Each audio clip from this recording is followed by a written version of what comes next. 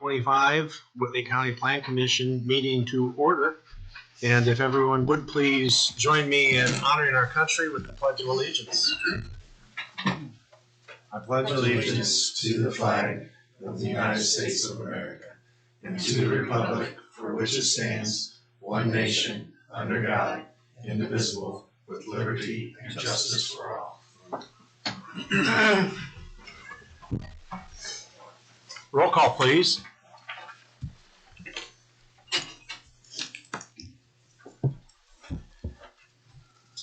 Travis Baker, Chad Banks. Here. Dane Drew, Brent Emerick. Here. Jack Green, Thor Hodges. Here. Mark Johnson. Here. Kurtz-Seslar. Here. Joe Wolf. Here. John Woodmansee. Here. Being that it is a new year, we will next have our election of officers. We'll start with the president's position. Just as a precursor to any nominations, I do not wish to stay in the position this year. I think it should be passed around and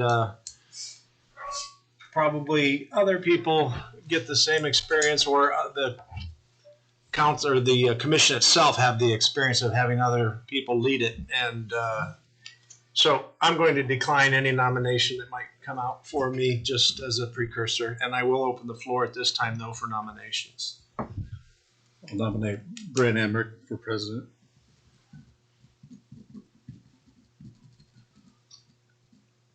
Okay, I'll accept that nomination. Is there any other nominations, please?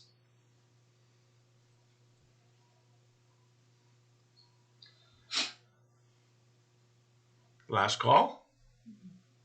Hearing none, then I will ask for a motion to close nominations. I'll move to close nominations. Second. Motion and second. All those in favor, please respond by answering to the roll call, please.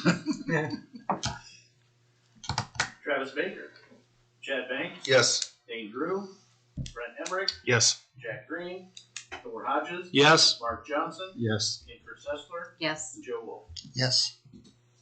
And now we will have a vote of confidence for Brent Emerick to take over as the president of the Whitley County Plan Commission, please. Yes, please. Travis Baker, Chad Banks. Yes. Dane Drew, Brent Emerick. Yes. Jack Green, Thor Hodges. Yes. Mark Johnson. Yes. Kurtz-Seslar. Yes. Joe Wolf. Yes. And I have completed my duties. I will turn the agenda over to you. Thank you, Thor. Thanks, Thor. Our next election is for vice president. Are there any nominations? Do you wish to be vice president? I was just going to make a nomination. It wasn't going to be for myself. I'd like to nominate Kim Kurtz-Seslar for the vice chair. And I forgot to say as well, Dane Drew is not here tonight, but he did indicate that he would be willing to accept nomination if someone wanted to nominate him for a position. Sorry. Thank you, Nathan. I spoke with Travis Baker. He, on the other hand, did not want to accept.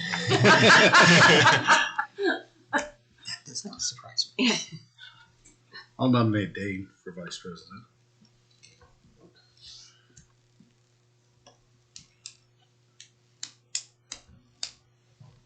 Any other nominations? We have a motion to close nominations. So moved. Second. Nominations are closed for vice president. Our first nomination was for Kim, so we will go to a roll call vote, please. Travis Baker, Chad Banks. Yes. Dane Drew, Brent Emerick. Yes. Jack Green, Thor Hodges. Yes. Mark Johnson. No. Kurtz-Seslar. Joe Wolf. Yes. Hold on 1 second. Kim, were you abstaining? Yes. And we have 4 yes votes Yep, 4 yes votes and 1 abstain. and 1 abstain and 1 no. And 1 no. So Kim passes. By a majority. No, it still needs to be a majority. It still needs to be a quorum, so you need to have We five need votes. 1 more vote. And you still have another nomination to vote on. I'm getting a inquisitive look for Thor. Well, it seems like can I change my vote then? I think we need to deal with Dane's nomination, Okay. and then we can go back and have another vote. So if you would, Brent, let's take a roll call vote for Dane Drew as vice president. Certainly. Travis Baker, Chad Banks, No. Dane Drew, Brent Emerick, No. Jack Green, Thor Hodges, no. Mark Johnson, Yes. Kim Kurtz-Seslar, No. Joe Wolf. No. So without enough votes for Dane, are there any other nominations for vice president? I think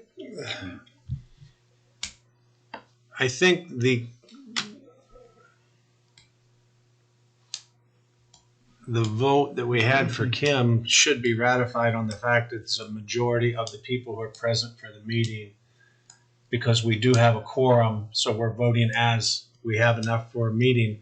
It would be the majority of the quorum would still elect her as vice president.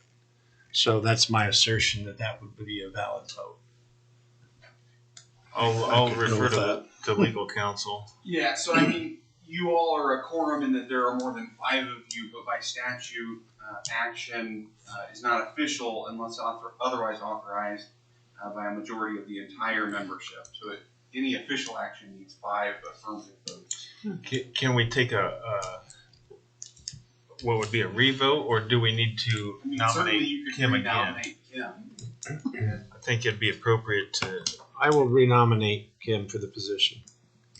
And now I'd like to go to a roll call vote for Kim as vice president, please. Sure. Travis Baker, Chad Banks, Yes. Dane Drew, Brent Emerick, Yes. Jack Green, Thor Hodges, Yes. Mark Johnson, Yes. Kim Kurtz-Seslar, Yes. Joe Wolf. Yes. Alrighty, that one passes. Next office is secretary. Joe is our current secretary. Do we have any nominations? Joe's been doing a bang up job. I mean, I'd be a fool not to put a nomination for Joe to remain in that position. Second. Oh, you don't need a second. You do not need a second. Like your enthusiasm. Yes. Any other nominations for secretary? We have a motion to close nominations. So moved. Second. We'll go to a roll call vote for Joe Wolf as secretary, please. Travis Baker, Chad Banks, Yes. Dane Drew, Brent Emerick, Yes. Jack Green, Thor Hodges, Yes. Mark Johnson, Yes. Kim Kurtz-Seslar, Yes. Joe Wolf. Yes.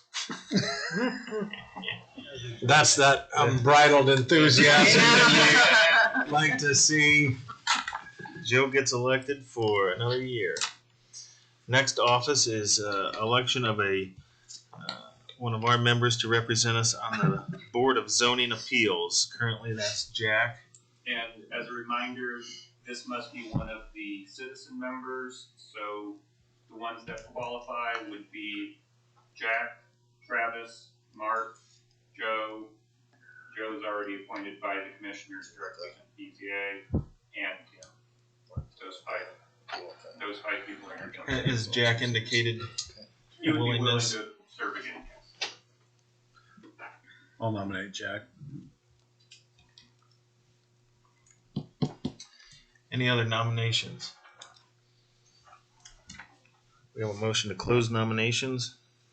I'll make the motion to close. Second. May we go to a roll call vote for Jack Green as a BZA representative? Travis Baker, Chad Banks, Yes. Dane Drew, Brent Emerick, Yes. Jack Green, Thor Hodges, Yes. Mark Johnson, Yes. Kim Kurtz-Seslar, Yes. Joe Wolf. Yes. Thank you, Brent. You're welcome. Jack will remain in his role for another year. Last office to elect is our Joint Advisory Board member, which is currently Kim. Do we have any nominations, please?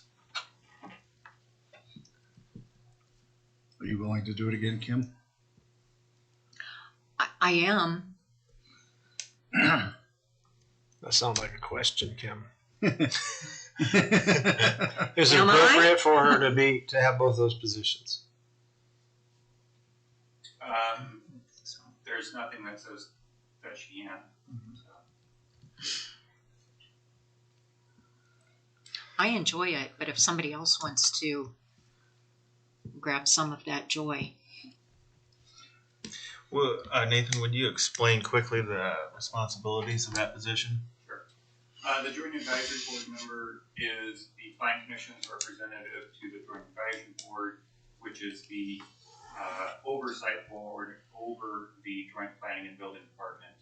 As a reminder, we are 3/4 county, 1/4 city in our makeup and funding. There are some formulas that go into that funding. It's not exactly 25/75. Anyway, so that advisory board meets twice a year. The first meeting is in February, generally to do a review of the previous year, and then the second meeting is typically been held in May to approve the anticipated budget for the following year prior to it being submitted to the county council. And Thor is the county council's representative to the Joint Advisory Board, so the member needs to be someone besides him.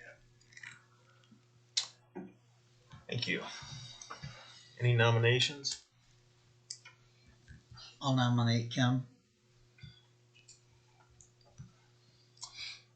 Any other nominations? Do we have a motion to close nominations? So moved. Second. Thank you.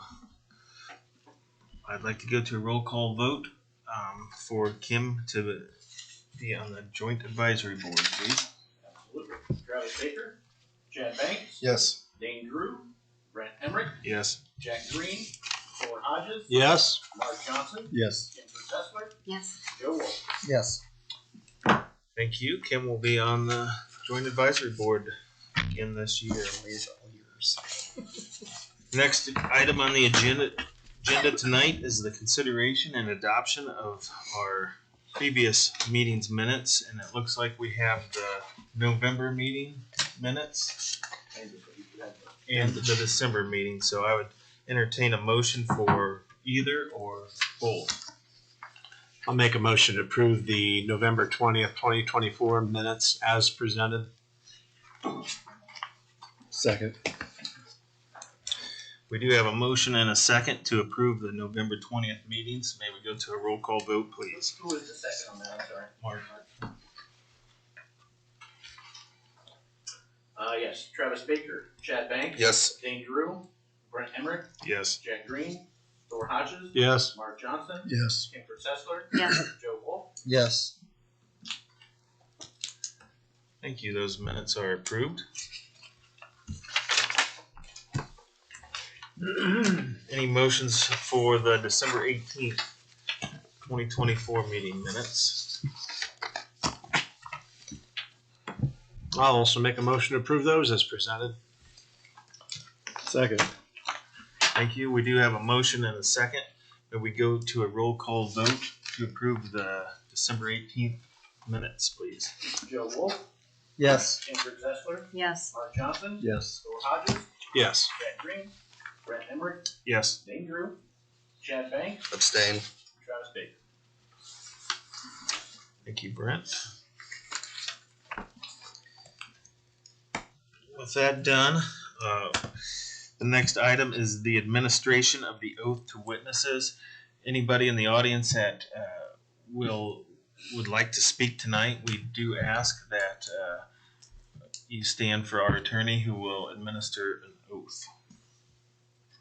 You swear or affirm that any statement you make tonight will be the truth, so say I do. I do. Thank you. Seeing no old or new business, item 8 on the agenda is other business that we've been meaning to get to for some time, and that would be a discussion of the shooting range code. And I'll turn over this part of the meeting to Nathan to present what you have. Thank you, Mr. President. So what I will do is just go through these slides that are basically the changes that were made since the last time we had a discussion. Hope to have a good discussion. My goal is to get a sense as to whether what is proposed, if it's about right, too much, too little, give some direction. If you want to get into the real details of it, if you feel comfortable in doing so, then by all means, that's great. But that's my objective, is to reassure the level that's proposed, or give guidance as to what to be done. And then we would advertise this, or I expect to advertise this for actual public hearing for the February meeting, and actually have that be for the first step in the actual process of the amendment. So that's my expectation, but it depends on tonight's discussion as well. So going through these slides, again, the goal is to provide the minimum necessary regulations to establish safe shooting ranges, both for indoor and outdoor, while also permitting hunting and private shooting, and the definitions of that is something that we've discussed before. Location permitted versus special exception uses. We've kind of settled down on special exception uses for outdoor ranges. Generally, indoor ranges could be permitted in certain areas. Minimum development standards, again, have settled pretty much in dealing with the zoning code as opposed to the commissioner's adopted general code ordinance. And then these last two, specific standards versus reference. So what do we include within the code itself and within our zoning code versus giving a reference to an outside source, for example, the NRA guidelines from the range source book or other materials. And then finally, giving the prescriptive versus adaptive standards. And that means prescriptive would be, for example, a mound needs to be X height. And just say that's always going to be the code. If you want to vary from it, it requires a variance. Versus adaptive, which is a mound needs to have this effect, the exact height of which is variable based upon factors to be looked at by the Board of Zoning Appeals. And we have some of all of those items in this proposal. So getting to the actual changes, as was requested at the last time we discussed, there are more definitions specific to shooting ranges that would be added to the zoning code. Definitions, explaining things like what is an active range area for a shooting range, what are baffles, firing distance, and so on. So those are in there. Dealing with berms, added required sight berms to extend behind the firing line, basically to create more of a wraparound concept, still only requiring 3 berms, but they would, again, kind of go behind where the firing line is. Did also clarify that multiple active range areas could be within a single set of berms, so you might have 2 or 3 different firing ranges, I guess, active range areas, but all of which would be surrounded by berms. The backstop is a similar thing to berms, but it can be differently designed. The intent is the backstop is for bullets to be caught in. It's what you're shooting at or towards. It can be earth as a berm, but it can also be other materials. Importantly, with this change, it is a overhead cover is added to help contain errant shots, ricochets, and so on. Things that would go up, basically. Berms would also need to join into the backstop in order to create a continuous, again, basically elongated C shape as you look at it. Baffles at the last time we looked at this were pretty open-ended. using two major sources, the NRA design guidelines, which I will say the range source book has a lot of gaps in it. It feels like the source book itself attempts to reference outside experts and leaves some of the design up to quote unquote range designers. So it didn't, by itself, it didn't give a lot of specifics that the commission had really been looking for. So I backed that up with the Royal Canadian Mounted Police standards, which effectively are very similar, but they did give those more specific numbers that the commission had been looking for. And that's where a lot of the baffle details comes from. The concepts are very similar in both the American and Canadian things, but the numbers are, again, originated with the Canadian. There were other rearrangements of text from the last time you saw it as well, just to make things a little bit better organized overall. So this is, again, the meat of the changes since we last talked, I guess in October. And that is baffles are required for noise mitigation, stray projectile interception, ricochet capture. Those are the primary purposes. Minimum design would be below. You can save that. And baffles shall meet the recommendations of the NRA range source book, as well as being reviewed as part of the special exception. So these are standards, but again, where there isn't a specific standard, it's subject to review as part of that special exception. Number one, series of overhead baffles are required. Each baffle shall have a minimum vertical distance of 4 feet, so 4 feet in height, clearance of 8 feet below. Series of overhead baffles shall be designed to capture and ricochet up to a 30-degree angle from the firing line. Number, spacing, and so on would be reviewed as part of the special exception. The intent is, if you're standing at the firing line and if there was some errant shot, you would have up to a 30-degree angle from the firing line. You would have baffles that would be there to intercept projectiles. The intent is not so much straight up in the air. There's not much you can do to prevent that. There are some things completely enclose it, but that wouldn't make an indoor or an outdoor range. So 30-degree is what seems to be the recommended angle for this design.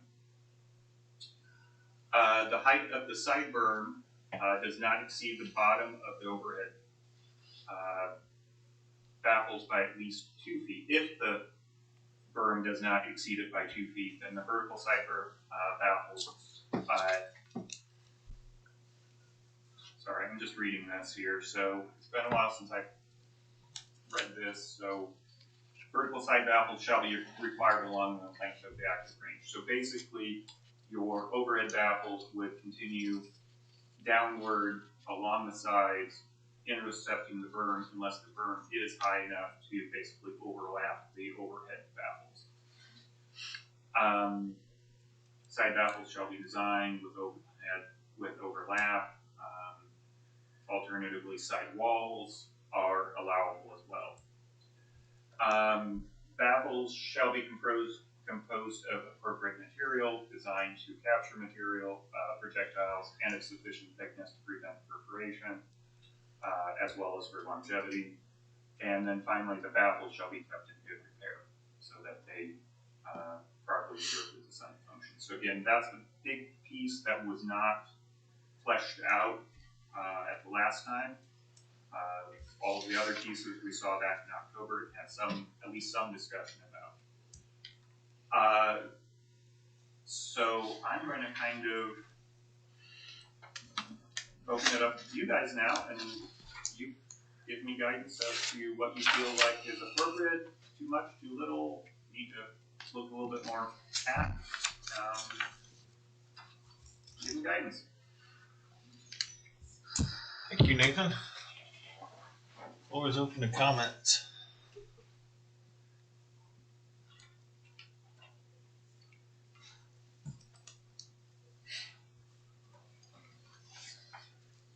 Well, I'd like to thank Nathan for the work that he's done, along with your staff, to put this together. It's never easy to develop something, even when, you know, you're not inventing it, you're just drawing from other sources, but to put it together and to make it fit. I've been reading through it, I've read it through it several times, and I don't know if it's completely where I would go with it, but I'm willing to compromise probably with what is here. I think it's a good step in the right direction, and it can always have amendments added to it at any point that we see fit. So I do appreciate you for your work.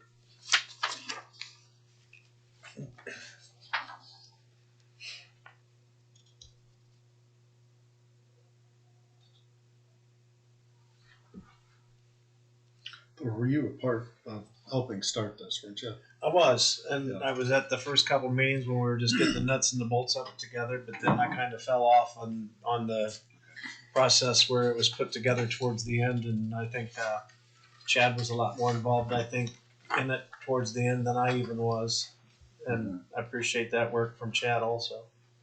Well, and Kim was active in her participation as well. That's right. In the beginning.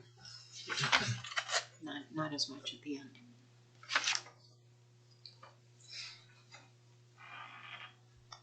Chad, do you have the same thoughts as Thor with being relatively pleased with where this is at? Well, like Thor, I am willing to make some concessions or compromise a little. Like for me personally, I feel that it's too restrictive, but I understand that the call is for more restrictions. So I think it's a good compromise.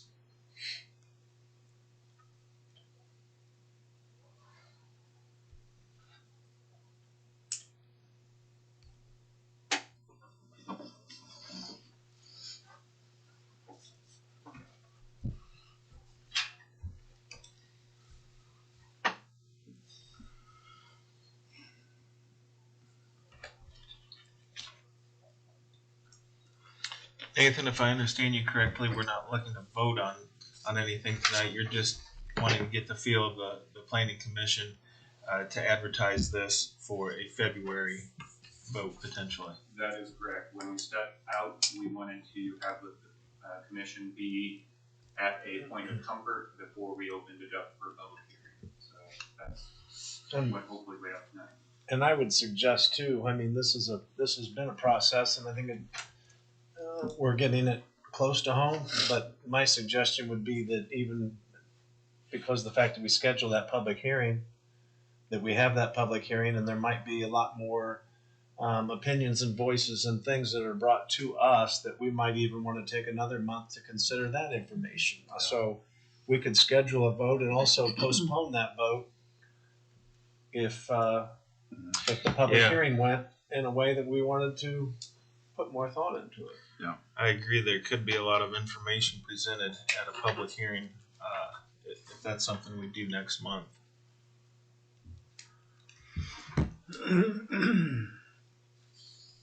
Next, also, if there's ideas that you come up with between now and then, you know, like, hey, I was reading through this and it just kind of struck me that maybe we want to look at doing some changes there. Some of that stuff can be amended, shot back out, emailed to you guys to kind of go through, so we're not waiting until the next meeting to bring it up. We can do that interim as well.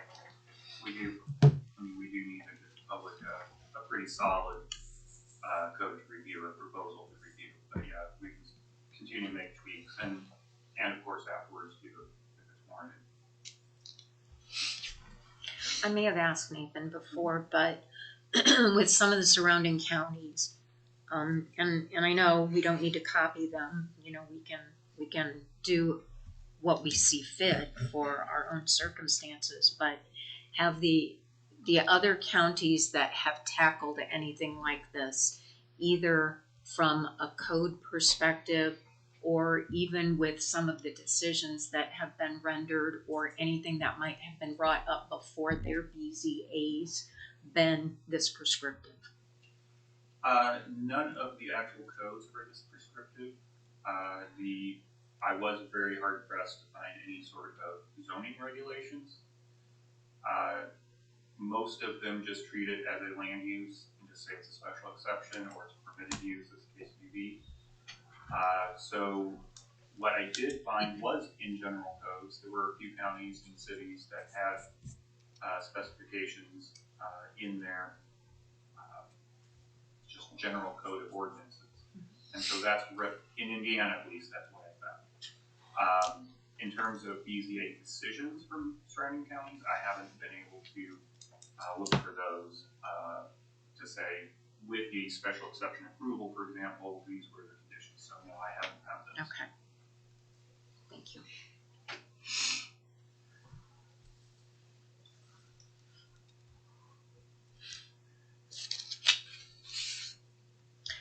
Well, I think what we have before us is a great baseline.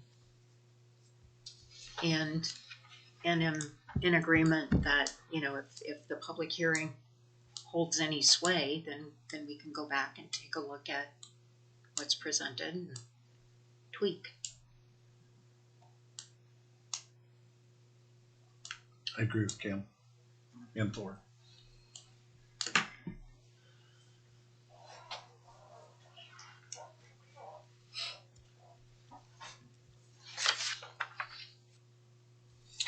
Nathan, it sounds like the commission is happy with presenting this to the public and advertising for a public hearing next month. Okay, we'll take that. We'll take that, and we'll get it advertised for hearing on the 19th. And we'll make it public for the public to enter comments as well. Both the board, as always, can have meetings. I think that would be fair. Any other questions or comments on the gun range discussion?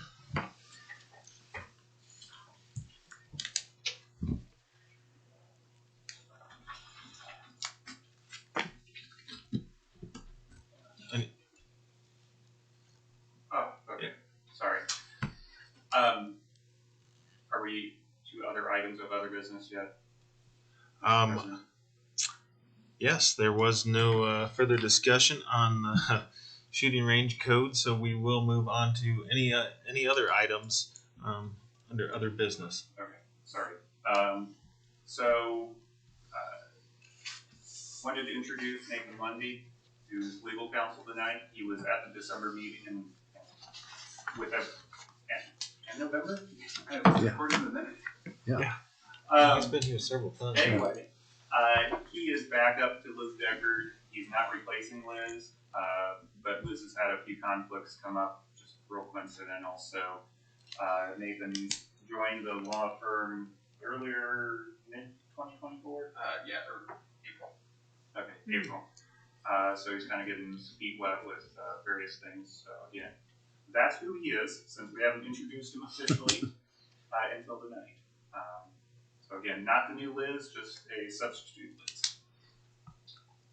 I'll work on getting him a sign so you guys. Yeah. I've been happy dealing with it. I'm just happy to be the only person not named Nathan. Makes me happy. Okay, Brent. No. Thank you for clearing that up. I know there was some confusion in the previous month's meetings, so welcome. Late, I guess. A late welcome. All right. That's the only other item. Okay. If there's no other questions or comments from the commission, we stand adjourned.